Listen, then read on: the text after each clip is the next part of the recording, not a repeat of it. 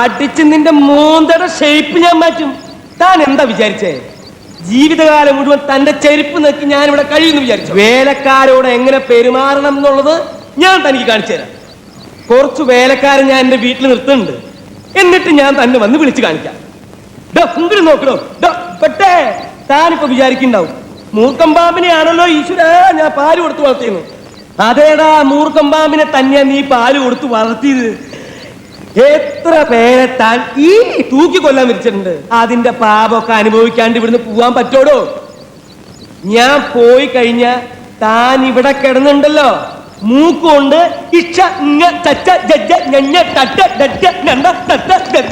വരയ്ക്കും. അത് കാണാൻ ഞാൻ എന്റെ സ്വന്തം കാറിൽ വരും. അഹങ്കാരം കൊണ്ട് പറയല്ലടാ പട്ടിരെ മോനെ.